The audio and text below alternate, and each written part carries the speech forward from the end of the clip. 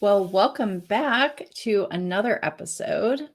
And you are probably listening to this particular episode probably because of the title, right? You want to help your dog lose weight, and you most likely have a dog. Or in my case, I did have two dogs previously that had some extra pounds. Dare I say, we called Teddy our little baked potato with legs, which I actually feel bad about looking back on old pictures.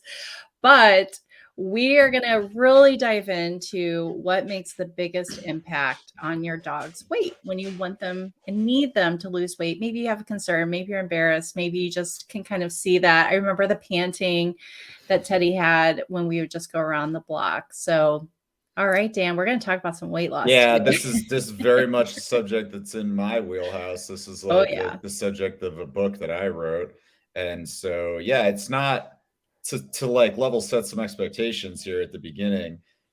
As you might expect, this is not rocket science. Like there are things, aspects of this subject that are poorly understood, that like where I believe at least that the veterinary community or the mainstream understanding of some specific science topic is different from what I believe that the evidence shows. But with limited, exceptions, it's pretty straightforward. But there are interesting things to talk about here, and you can make the process quicker, easier, better for your dog, all kinds of stuff. So if you got 45 minutes and you're going to be driving to work, I think we can give you some basically everything you're ever going to need to know about how to take weight off your dog and why you should do it.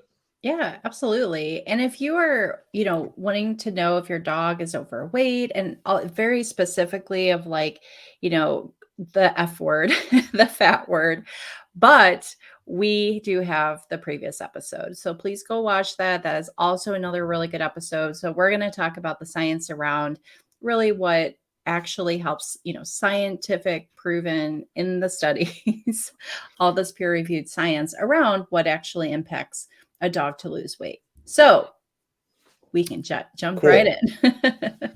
Um, yeah, I mean, I guess it's probably worth starting off talking a little, just briefly, about why weight loss is important. I mean, if, like you said, if somebody's listening to this show, they're probably already on the level with like, I want my dog to lose weight. They've got their own motivations for that. But if you don't, and if you're ambivalent or you're just listening to this because you listen to all of our shows, thanks, mom. There's there's some stuff to be said. You should be motivated to take fat out of your dog. Mhm. Basically, there's really nothing that outside of acute poisoning that you as a pet owner can and help your dog avoid like acute poisoning that you could do as a vet owner or a pet owner that is going to be more nutritionally impactful to health and lifespan than body composition stuff. Like if you, for the amount of time, the amount of money, the amount of effort that pet owners these days put into buying the right kind of food and making the right kinds of decisions for our dogs, we care about the marginalia. We care about the stuff, the minute little details. It might be a little bit better, but I'm willing to do it because anything goes for him. This is the 80%. Like, this is the thing that will act like if you want to keep your dog around for as long as possible, you want to make sure that it can do the things it likes to do for as long as possible. There's just nothing more important than like basically trying to keep it really lean. The science has been done so much that it's not even really being done anymore. It's so locked in and a matter of consensus. There's no real need to like study. There are more interesting things at this point to study than trying to further tease out the relationship between obesity and lifespan in dogs. It's been studied and it's unquestionable that a fatter dog tends, all else being equal, tends to live a shorter life than a leaner dog. There's some dispute, and we covered this in the body composition, like the body like evaluation show that we did recently. There's some matter of dispute as to whether it is healthiest, like most longevity promoting, for your dog to be really lean or just like pretty lean. But like I mean, the majority of dogs in the country right now are overweight by anybody's definition, no matter how whether you're progressive on that issue or not, like no vet will disagree with that, and so it's a huge problem, and it's really material. The fact I can't talk about this without saying giving my favorite analogy on the subject, which is that a lifetime of this is worse for your dog. Being moderately overweight is worse for your dog than a lifetime of smoking is for you. So if you're looking at the animal and you're wondering whether it's worth your time to take the weight off of it, whether it's not a big deal, it's cute, all that, just try to picture smoking and whether you would just tolerate the idea that, like, if your kids or if your pets are your kids, how you'd feel if you saw your kids smoking a cigarette, because it's similar. It's really similar, and it's probably worse for your dog than smoking is for your kids. So huge deal. You should be motivated. And if you are, you've come to the right place, because we're going to talk about how to do it. Yeah, and it really makes me think of that like phrase. I mean, my grandma always used it, like only good will come of this. When Mm-hmm. you try to work and make progress towards your dog getting to a lean, healthy weight, and we talk about that in the previous episode of like, well, what is weight? Is that really like the number on the scale? You're looking for specific things on its body, but only good will come of it. When you look at it, so it's like comparing a smoker versus a non-smoker. Only good will come of it when you stop smoking, when you make that change of your body, of intaking that into your body. So yeah, for all physiological things in your body, in the dog's body, I should say, it's only good. So that's the Yeah, it's like, trajectory. there are so many uh it's tempting to always approach matters of nutrition or any kind of like long-term behavior, decision making stuff, as like all working in the same direction, as like everything being all good for you or all bad for you. It's like super easy to simplify any decision into those terms, and the Mhm. reality is sometimes it's more complex than that. In plenty of issues, it's good in a way. It does one thing that is good and it does another thing that is bad. This really isn't like that. The Yeah, number of like the places where you could, the ways, I'm a lawyer, the ways that if my client was a fat dog and I was charged with convincing the court why it's in that dog's interest to stay fat, you're struggling to come up with anything positive. It's like you're literally saying things like, "Oh, it's cuter this right. way." Like that's kind of it, you know? Maybe you could try to make the case that once it gets a bad chronic disease, terminal type disease, being bigger is better, because like they start losing weight. They burn like lean mass more than they burn fat mass when that happens. Like cancer is really well known for this. It just like eats away. Dogs lose tons of weight like people do. You become Mhm. frail over time. But it's more about lean tissue like muscle than it is about fat. But maybe you could try to make the case that, like, well, my dog's nice and big at that time, it'll kind of like have a slower downward trajectory, but that's it. Like nothing else in terms of like Yeah. what the thing wants to do, whether it's going to be exposed to diseases. Like there's nothing. And at the end of the day, who doesn't want their dog to live longer? Yeah, that's If it really I truly, if I'm like just a pet owner, and I have seen so many dogs in our families that have passed, I'm talking 5 to 7 years old, and you're like yeah, not it even happens all the reaching time. double digits. Yeah, So when you think about and you look at the science and you kind of just take that from an emotional factor of this will help my dog live longer. That's all you have to identify with the why, right? Like yeah, from a woman that has been on many a diet, when you try to really focus on that why of like, why am I doing this? And yeah, why are you doing for your dog? Only good will come of it, but also he or she will be around a little bit longer.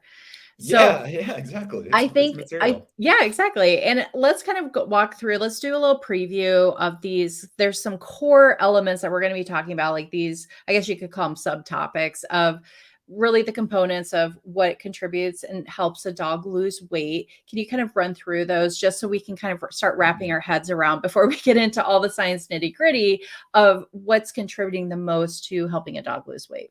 Yes. But before I do, I have a question. Oh, okay. Will you be honest? Yes. When you record one of these podcasts and it's a split screen like this, do you look at yourself or do you look at me? I don't I go back and forth. Sometimes I'll look at myself and sometimes I'll look at you. Okay. Yeah, I guess it just Um, depends on if I have to concentrate on something. do you look at yourself when you have to I look concentrate? at myself if I have to concentrate on Yeah, I guess something, I do yes. too. I Yeah, find myself, this is why I'm mentioning this because I'm yeah. feeling guilt over the fact that I feel like I look at myself. You're fine. I literally like, no offense taken here. All right. Well, anyway, back to the show. Back to the show, folks. So there are three primary ways that you can take fat out of your dog. They all work in the same direction. They work with different degrees of effectiveness. They can be more or less powerful than one another. One is outright caloric restriction. So reducing the number of calories, like all else being equal, you reduce the number of calories that your dog is taking in, and it is likely to either slow down fat accumulation or increase fat loss, depending on what those steady state is going into it. Number two is all else being equal, including the number of calories. If you reduce the amount of carbohydrate that your dog takes in, the dog will, if it's maintaining its weight previously, will start losing fat. And if it is gaining fat before that, it will at least slow the accumulation of fat. So caloric restriction, carbohydrate restriction without caloric restriction, and increased activity or exercise. Um, Numbers 1 and 3 would be considered mainstream. Like any vet in the country will tell you that we'll focus on those two things. Um, Number 2, you will not hear unless you have a pretty progressive vet. And the reasons for that are spelled out in granular, painstaking detail in my book. But the high level explanation is big pet food companies care more about preserving the image that carbohydrate is healthy than just about any other issue in the world. And they go out of their way to influence the veterinary community into holding that belief as well. And so they try to minimize the significant body of evidence that clearly shows that taking carbohydrates out of your dog's diet makes it lose fat. So those are the three things. Each got some positives, each got some negatives. They are not mutually exclusive.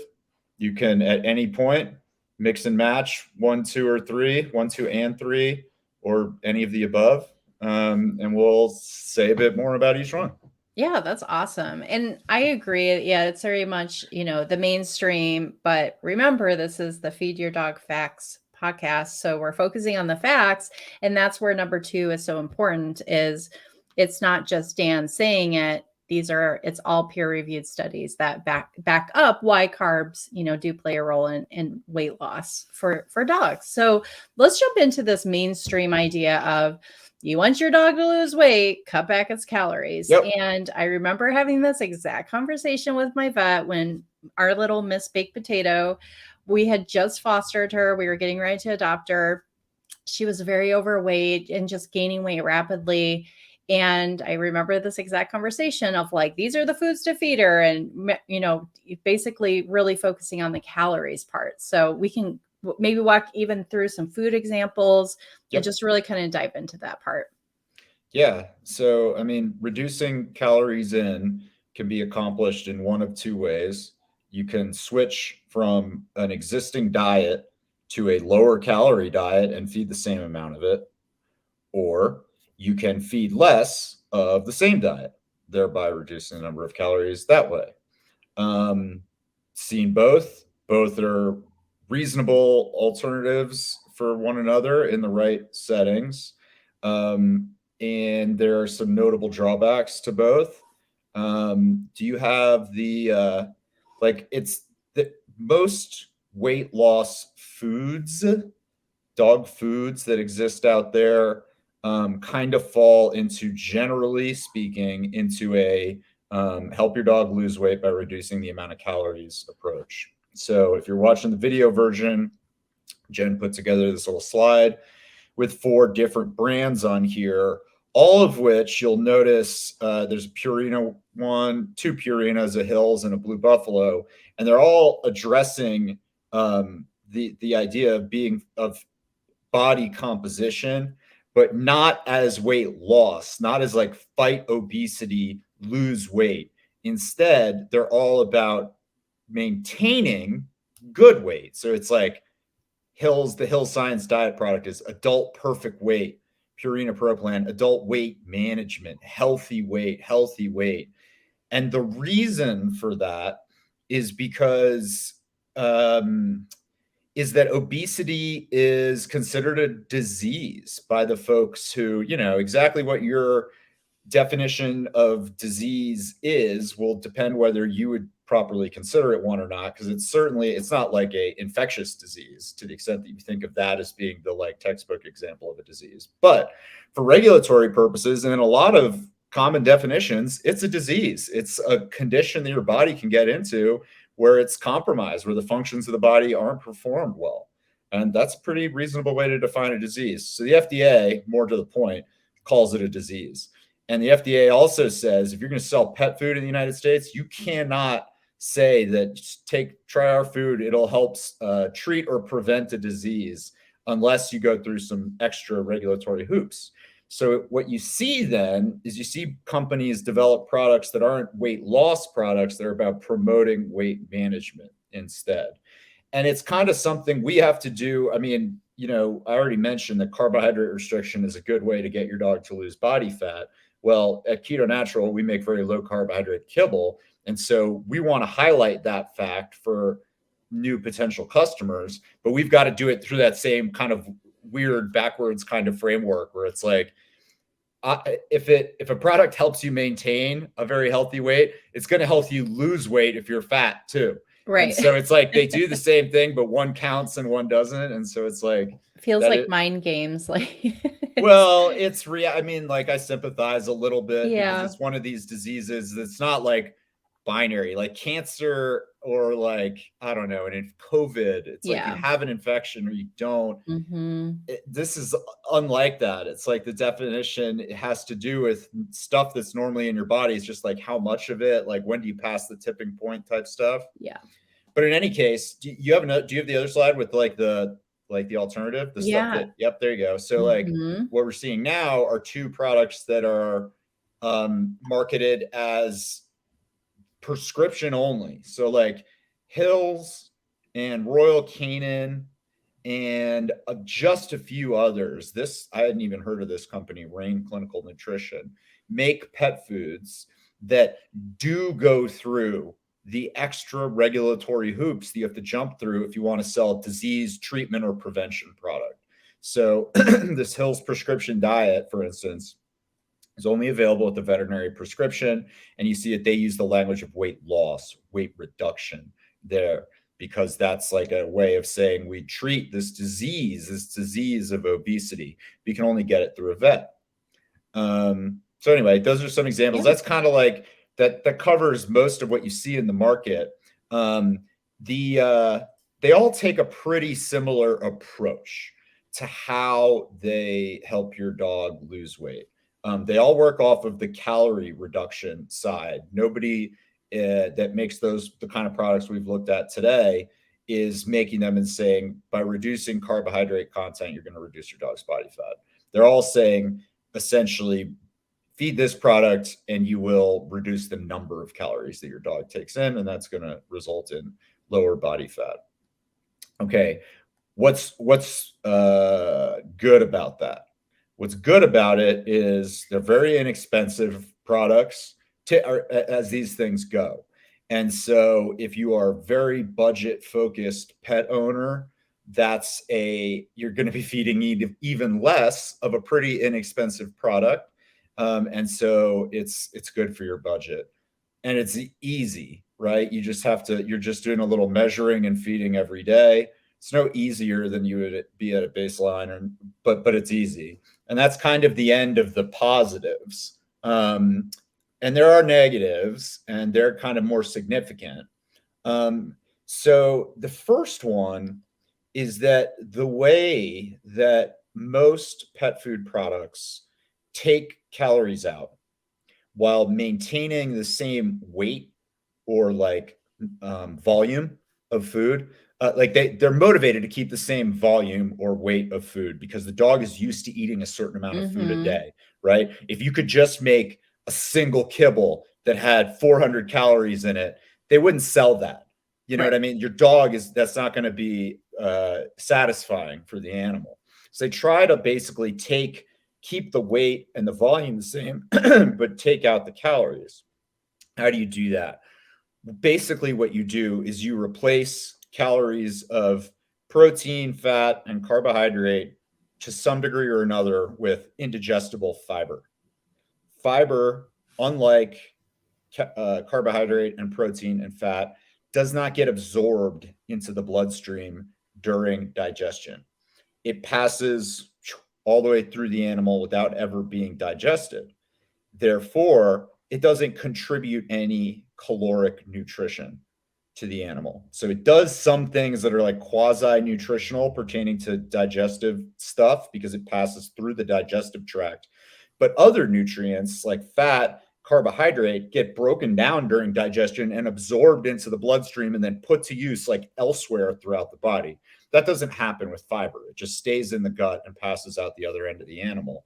And so, if all else being equal, you can replace 40 grams of carbohydrate and fat with 40 grams of indigestible fiber.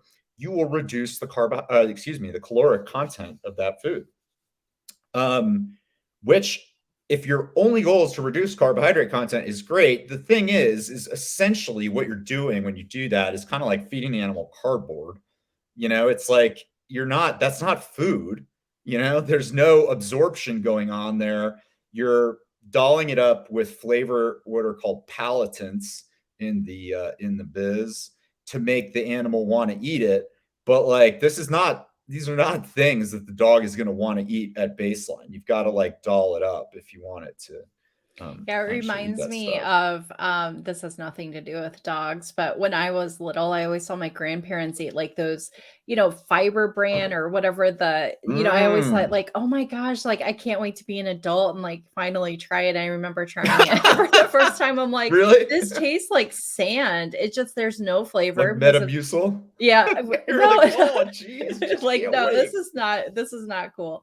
Yeah, so it's just I remember, we had a really good friend, and she had a dog that was put on this weight loss food, and it refused to eat it, so it wasn't Yeah, even, yeah, like, that's common. That's common. reducing, like, the serving size, Yeah. and, you're trying to do the most you can as an owner, and she's like, "The dog's starving. It just is constant. And if it did eat it, it would still be hungry."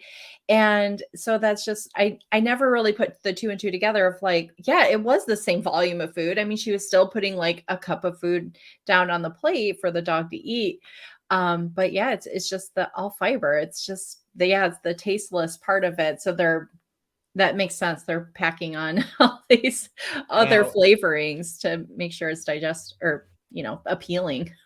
so the other things you could do, and I'm not saying that they don't do this to some degree, but it's not the pervasive strategy, is you could replace some of the fat. Again, if you're somebody that's like all calories are created equal for body composition purposes, which I am not, okay? That is not what the science says.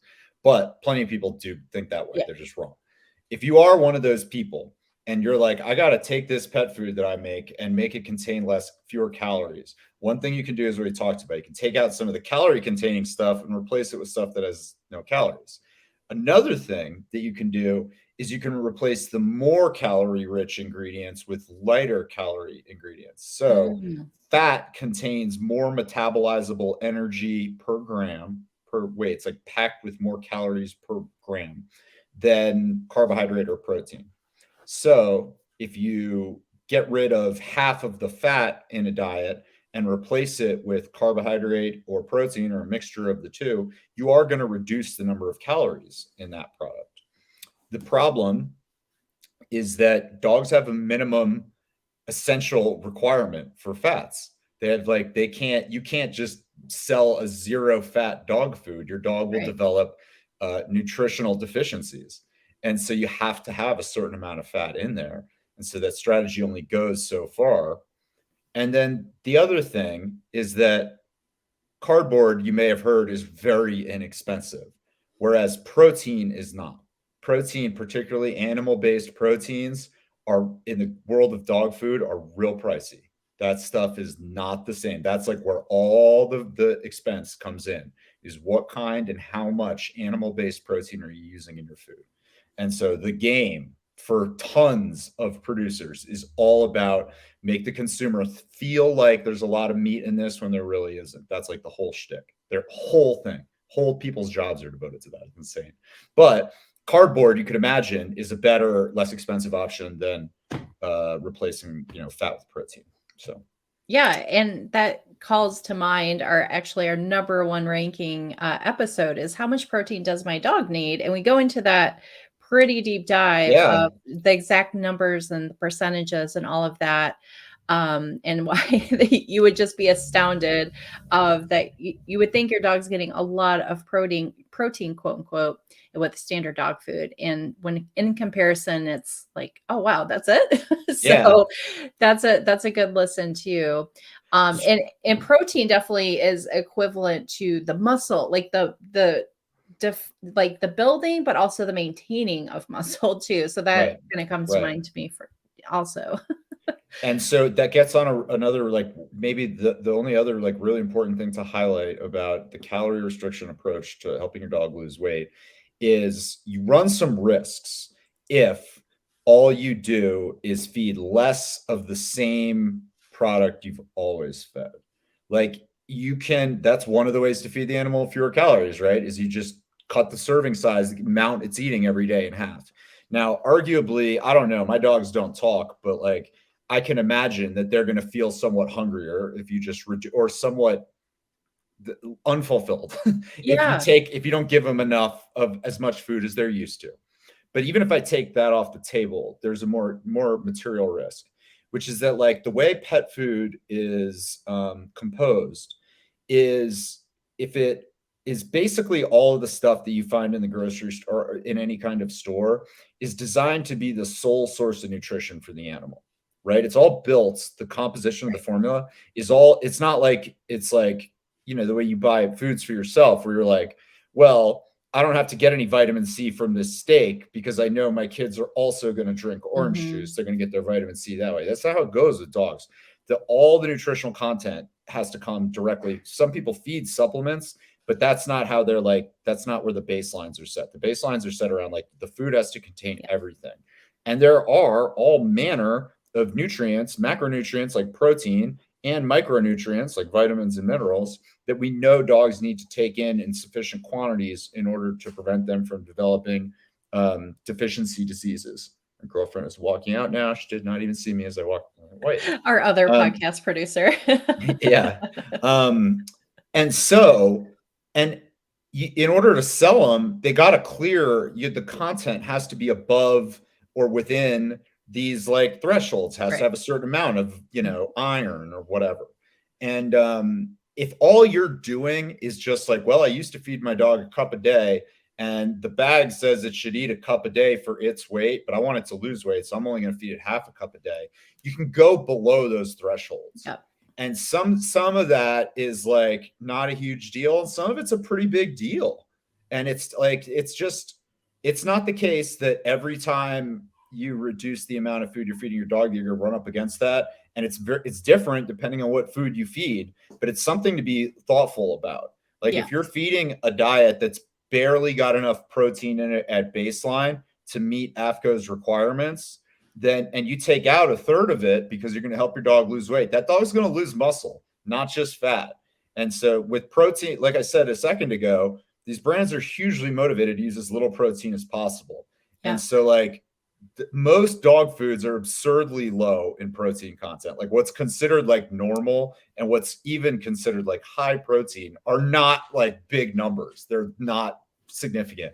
And so you don't have like a ton of wiggle room to pull pull meat-based protein out of the food before it starts not Yeah, having and enough. and let's talk about that loss and what that looks like, and again, this is a visual, so sorry for those who are listening, but we'll always make sure we link to any visuals, but you talk about losing not just fat component, but also the muscle mass, potentially, but I think it's good to kind of talk about, like, when you get to that lean, healthy state, what that looks like on the dog, and then right, the kind of like the far and extreme of like the too thin, too scrawny, too I don't think anybody would use lean in that sense. It's more of the like Yeah. very underweight, very scrawny.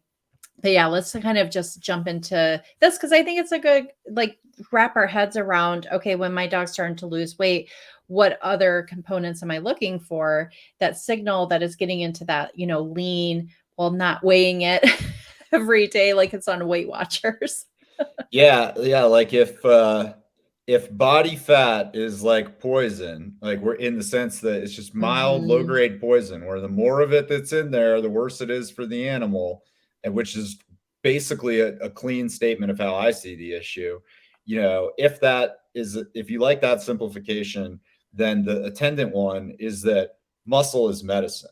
Like basically Mm. having muscle mass, skeletal muscle mass on your dog, just like on yourself, is good for health. It does not work in the same direction as having body fat is. But body fat is like a necessary evil to some degree, but the more of it you have, the bigger your chronic disease risk. That's not the case with muscle. And so if you're thinking about helping your dog lose weight, it borders on the like self-evident, right? You want it to not be losing muscle mass. You want it to be losing fat. And so a dog with very little fat in its body can either have a sufficient quantity of muscle mass or not. And so what you've got is on these two images is one dog where you can see some ribs, but you can also see that it has enough musculature on it where it's like, okay, this is low body fat, but not low muscle mass. Whereas the other one, you can also see that it has very little fat in its body, but it's also clearly doesn't have enough lean tissue in the body. So it's been Mhm. starved, basically. Starvation is like that condition where the body is not getting enough in and it's eating itself, not just its fat reserves, but the other things, the vital lean tissues that are part of the body as well.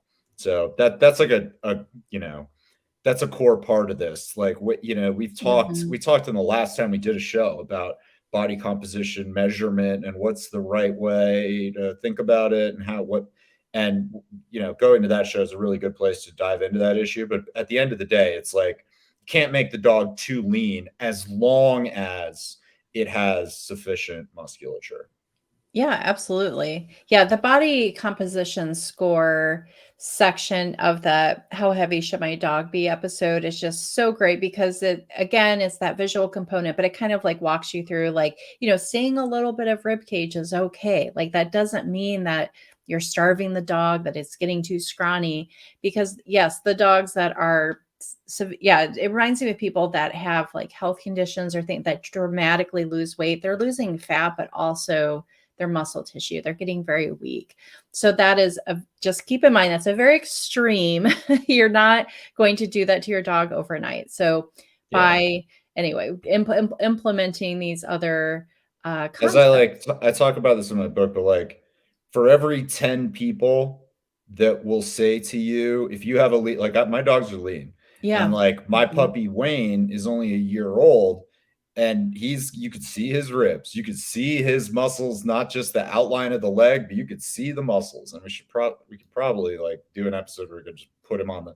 Oh yeah, we actually are talking about starting to do that Yes. about doing actual Mhm. photo body condition, whether it's listeners submitted photos of their dogs or our dogs Mhm. or famous dogs, that we could absolutely spend some time working on that. But I mean, at the end, what I'm saying is like when I bring Wayne to the dog park, he is lean, and you will get comments from people that think they are being thoughtful and helpful Right. and caring, but they don't Mhm. know the issue correctly. They're mistaken about the issue. And so for every 10 of those that you get, I Mhm. mean, you're only going to get one that is like somebody that's on the money. And so you just need to be a I little find that prepared. Like the norm yeah. is so fat. Like the Yes. average dog is overweight. And so if your sense of correctness is grounded in a sense of normalcy, then yeah, Wayne is not normal within that, but like Mhm. it's in a good way, not a bad way. And that's hard for not everybody sees it that Yeah. way. And we'll get into our next section, which is talking about reducing carbs in your dog's diet. But it is so interesting when you say that because it made me think of when my dogs were both overweight and they were little. So if you think about this waddling little dog, and we would go around, the block or take him out for a walk, and no one ever really commented except for one person that said, "Wow, like how old are they? They just felt so bad." But no one ever comments like looking a little chubby, are we? It's always if your dog is lean. Because I do remember my uncle has hunting dogs, and they're very lean because they're very active and they're just go go go. And people are like, oh my god, are you feeding these dogs? And so anyway, it's just a societal Yeah, cultural we thing. could spend a whole show. We Right. should make a We note. should. We should spend one on the psychology of this issue because it's interesting. It's like Mhm. this is I don't know, the subject I know best of basically any subject in the world. And I never talk about what tons of my friends have dogs. You know what I mean? Tons of them, Yeah. all of Right. them. Very uncommonly am talking about this stuff in my personal life because it's just awkward. It's like Yeah. religion, politics. Like if you have somebody, oh God, I don't know if she'll listen, but like Lexi's mother's Bernese Mountain Dog is big, big. And I just never even say Yeah. anything because it's just like, How do you approach it? Can I it, take your dog a stand by? Like, lot of veterinarians will tell you that that's why they don't yeah, that's what they view as like the biggest struggle yeah, around this issue, why it's still such a pervasive issue in the US is that they have trouble approaching and getting buy-in from pet owners that it's an important issue mhm, to address because people are defensive yeah, or people are guilty, shameful, like whatever it is. So yeah, I yeah. could spend a whole episode on that, I'm sure. You're, oftentimes an enabler too, because I remember Right, giving the right. dogs table scraps and different things, and so I was like, "Oh, no, like, I contributed to this directly, like, now I feel horrible. I'm a horrible pet mom." So, all right, so let's move on. We talked about the Calorie restriction. relatively Yep. ineffectiveness of calorie reduction, so let's get into reducing carbs and Yep. carbohydrate reduction, in your dog's diet. So this one we've taught like I make low carb kit. Will we're like that's a part Yeah, of disclaimer. yeah, that's I mean, the main thrust of my book that was made before the company is like Mhm. this is actually a huge deal for your Yeah. dog. And so I've got that we've spent a lot of time talking about this side on this show, talking about why carbs make your dog fat, the like biomechanics of it, and talking about kind of why it's not taught so much in vet school, blah, blah, blah. But at the end of the day, yeah, there's a body of evidence that is completely undeniable that all else being equal, including calorie intake numbers, if you reduce carbohydrate, you will lean the animal out. Or, again, if it's maintaining its weight perfectly on whatever number of calories you're feeding it, and then you cut the amount of carbohydrate the same in half while keeping the calories the same, that animal will lose body fat. Period. Um, in my own life, it could not be clearer. It's like I have two Saint Bernards. One is a puppy, one is an old man. I adopted the old man as an adult. He was 5 years old, and he was adopted by me, a person who had written a book about obesity in dogs, and was adopted out by a family that had no particular professional interest in that subject. Which is to say that when I adopted him, he was a fat boy, and he was like, I don't know, 165, 170 pounds. And I swear on my life, all that we did is just put him on the earliest stage of ketona, our very low carbohydrate kibble product, and he lost 30 plus pounds over the course of whatever it was, like the first Wow. year or something like It's that. like your first testimonial. It's the one I give them. It's the old. I don't have that many direct. Like I don't know. It's like a lot of times I don't. That was the only time I've ever like been in control of a dog that was fat and could like I could Mhm. really watch it Yeah. happen. But I mean, I don't know. I don't think of myself as being prone to overemphasis of like anecdotes like that because the evidence on this issue is so strong. But like I can't talk about it without talking about that because it was so clear as day. And then Yeah. the other one is with the other dog who's a 1-year-old puppy now and has only eaten ketona since he was like 10 years old or 10 months old, 10 weeks old, something like that. And he is striking in the way he is like very lean, very muscular, and Mhm. just never developed any kind of like baby fat, that kind of like sense that's like the soft, what he doesn't look like that. He looks Yeah, he's like not, like, chubby and, like, not at the all, not at roundedness all. that, because I Like, remember seeing a photo of it was, a photo of you walking Wayne, and it was, like, from the front, and I thought, "Oh my god," like, his frame is just so slim, he is and really a he's slit. yeah, Yep. he's still a puppy, and you're right, he never really had the baby fat. He never No. And it's like, and I guess this is the fact that's important to note there is like you can't feed that dog enough.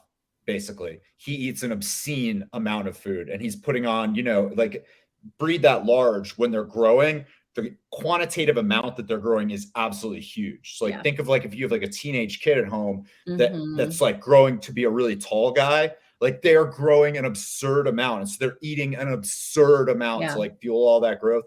You can't, I mean, I don't know what Wayne eats like 4 cups of food a meal twice a day. And he is like 6% body fat. Like he is very, very lean. And Wow. and there is just no form, like there's no caloric limitation going on Right. here. Yeah, I remember, when I switched to a low carb food for our dogs, and they were getting well, with the previous food, they were getting like a half a cup, but this was like almost half of it. And I thought, whoa, this is different. Like, I'm not sure if this will be enough, but they have been honestly so satisfied on it. And I remember being so paranoid because we feed the two dogs together, but Maddie has diabetes and pancreatitis and all the things. And so we try to watch very carefully if she tries to steal the food off of Teddy's plate. Yeah. And Yeah. she did that a few times, and we were just waiting for like, oh no, like is something going to happen? And it didn't trigger really any attacks in her body. She didn't, gain a lot of weight. So it was just very like relieving from like a caloric, but also just like a health condition standpoint of like, okay, this is different. This is a different way of eating. And I imagine kind of tying back to the cardboard analogy in the Mhm. calorie reduction restriction part that we talked about. It's probably tastier for them too, of like eating all this protein and the good fats, the good protein, and not getting all the filler, so to speak, from, well, it is filler, the filler of the fiber, the Yeah, filler of exactly. the Yeah, carb. that's a law of the dog food industry is Yeah. like the more animal-based nutrition that's in the product, the better palatability tends to be. You know what Yeah. I mean? Like, and it's grounded in the most commonsensical thing in the world, right? Like what makes your dog Mhm. start drooling and sitting around the table? It's steak, and it's like it's obviously in their evolutionary heritage. And yeah. Yeah, absolutely. So So, how to go low carb, how to take yeah, carbs let's out. talk about it. Let's talk about, Yep. like, action plan, right? Yep. So you can switch from, you can always find, unless you're already feeding a zero carbohydrate product, you can always find a product that's got somewhat lower. They kind of fall into 3 different buckets.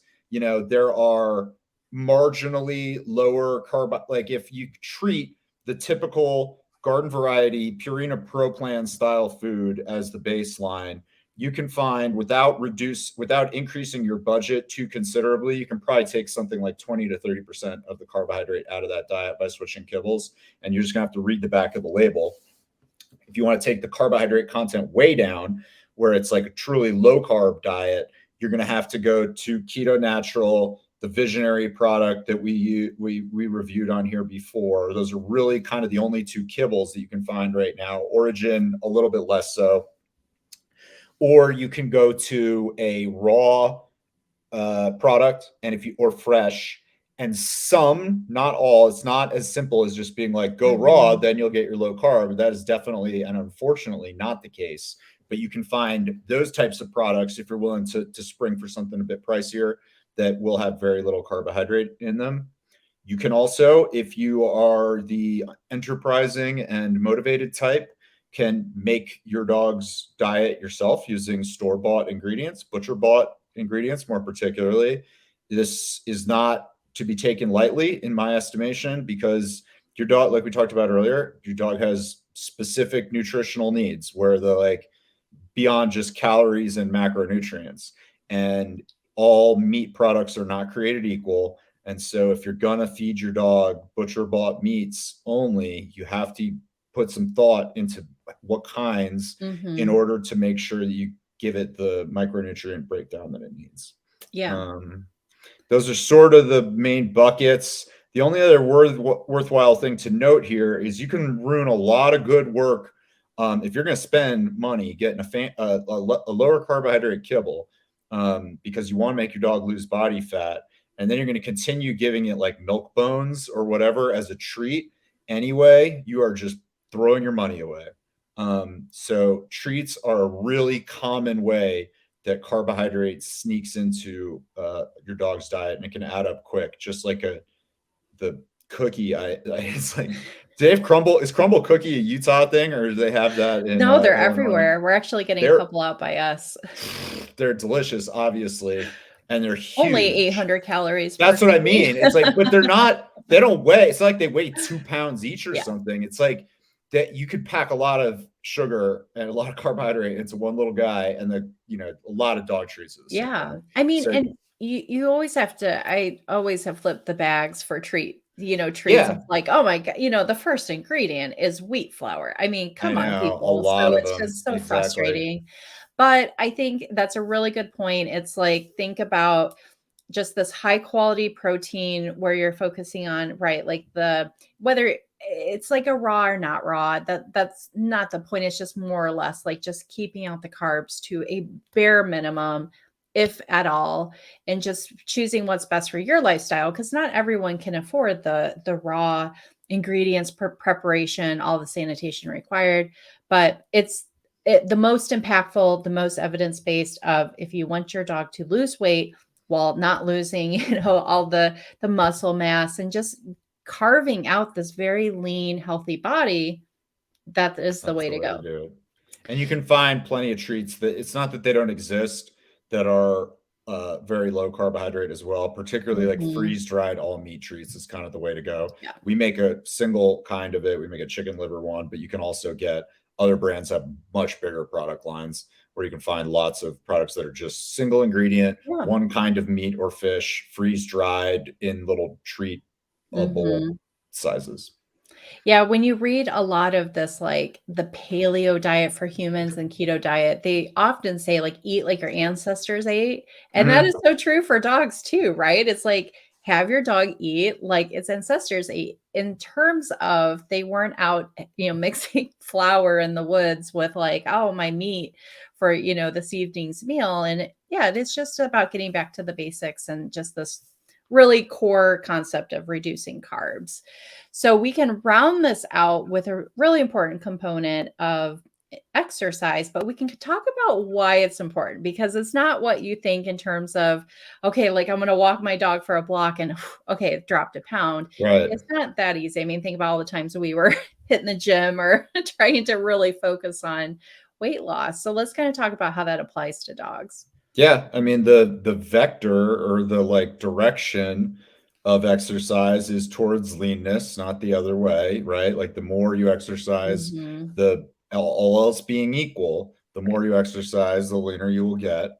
It's not that like exercising is going to make you fatter. Again, all else being equal. The problem with it from a weight loss perspective is that it tends to not move the needle very dramatically, and particularly so when it comes to animals that are, I mean, it's in our own in human nutrition and kind of lifestyle decision making, it's also the case that it doesn't move the needle. But if you want to lose weight, you can't just like, unless you have a great deal of weight to lose, walking a mile a day isn't going to do enough. It just doesn't move the needle very much. And so it needs to add up. And with an animal that's as small as many dogs are, I forget how big your dogs are, like 8 pounds. Yeah, 9 8 9 pounds. Yeah, I So mean, like just for me, I can't even do the math. I mean, the math that it's I would be have done minuscule. for a 50-pound dog, you're talking about 35 calories per mile. And a pretty well accepted, if not exactly precise, way to think about fat loss is about 3,500 calories per pound of fat. Hmm. So think about, you don't have to be Albert Einstein to see that you would have to, all else being equal, walk your Mhm. dog 100 miles before it loses a pound of body fat if you've got a 50-pound overweight dog. That's not very effective. It is definitely the case that you can get more than a mile's worth of exercise into a dog Sure. without having a huge amount of schedule time. But it doesn't happen in 2 seconds either. And you've got to be reasonably fit. If you're going to take it for a jog, you got to be a jogging type. Or if you're going to take it to Mhm. the dog park, you got to commit a big chunk of your day, whatever. So it's like the point is it does move the needle in favor of fat loss. If you are somebody who's like a really hardcore low carb person, so you'll find people that will say to you, it doesn't even impact body composition in the real world, exercise at all. Because when you are more exercised, you grow more hungry, you eat your way back through it, generally speaking. And that seems to me to apply more in the, we don't have to get into this debate now, but it's like in the human world, yeah, okay, that makes some sense. In dog world, where you're controlling the amount of food that it's getting, less so. But even so, like nobody's going to tell you any number that's all that different from the one I gave you before. You're talking about 35 calories a mile for a 50-pound dog. So it just takes a lot of time and effort, and it's much more efficient to remove, a tablespoon of food from its kibble for every mile. Like that's basically what you're Mhm. talking about, is like 1 or 2 tablespoons less from each meal instead of walking 1 or 2 miles. Like Hmm. very, and so you mean it's just really, so anyway, Or in my that's, dog's case, like one little I piece don't of even kibble. know. I don't even know that kibbles are made into units that are like too big for Oh my you to gosh. even, you'd Right. have to like powderize Oh them. my god. So Yeah, yeah. different world, different Yeah, world. my dog's less so. That's not as much the case with St. Bernards. But so, the take home message for my money is diet moves the needle when it comes to body fat, exercise, much less so. Not to say it's not a great thing, though. And Yeah. the reason it's a great thing is it does things that diet can't do. You can't build muscle mass without exercise. There's like, once you're an adult, like you need the nutritional building blocks too. You're not going to be able to, no matter how much weightlifting you do, if you don't consume the right kinds of nutrients, you're not going to grow your musculature. But there's no food that you can eat that in the absence of exercise just results in like massive muscle growth. That doesn't Mhm. happen. And so exercise is great for that because, like we said before, muscle is medicine. Number two, dogs, almost dropped an F-bomb. Dogs really like exercise, turns out. Like, I don't know. I mean, it's generalizing, but They like, do, and I honestly of consider course it they a do. basic daily need. Like, that is Yeah. just like, if you were to look at a baseline of what a dog needs, it needs to eat, it needs to drink, but it also needs to get outside and, like, just walk around, sniff. And It's smarter people than stimulation. me have explained that in Oh, really good, thoughtful ways. But yeah, yeah, that's not a chore. I think in a lot, we people, I mean, can like overthink stuff yeah, into making it all of a sudden pretty weird. And like whether or not something is a job or a kind of vacation depends on the framing in a lot of right, ways. But it's clear that for a lot of people, going to the gym is a chore, exercise is a right. chore. And I just don't think that there's a dog out there that sees that. I think like and talk about this in my book, there's something for just about every dog. They don't all have the exact same preferences. And some of them are good at some kinds of things and lend themselves towards certain kinds of things. but you can tell what they like and what they don't. Like Mhm. they wear it all right on their sleeve, and so it's not. So anyway, that's another thing that exercise does that nutrition is never like nutritional modifications don't really do. It's Yeah. great for it's typically a additive thing when it comes to behavior as well, right? It's like a dog that Mhm. has a lot of neurotic energy and that has behavioral problems that stem from it can you can help manage that by exercising the animal. So between all those things, I'm a big exercise proponent. I'm just not somebody that believes that does much when it comes to your dog's body composition. That you can do more just messing with diet. Yeah, absolutely. Don't run to exercise of thinking this is the end all be all. Like, I'll just get my dog out. We'll go for whatever, a 2-mile Mm-hmm. walk every day. Don't get so wrapped up in that. It's the diet.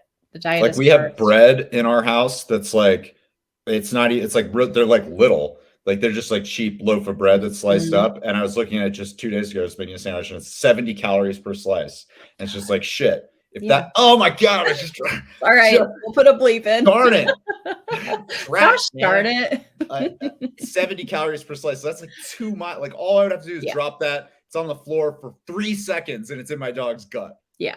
Done. That's my 2 mile walk out the window. Yeah, Like it's whew. crazy. Yeah. Yeah. It's that is awesome. It's just really good to kind of, like you said, understand this factor or this trifecta of kind of Yeah. understanding all the I always think of like when you're trying to get your dog healthier in general, it is kind of dialing the little knobs here and there. You understand your dog the most. Obviously, talk with your vet if you're looking to change foods or you're trying to understand how this would impact any health conditions they may have.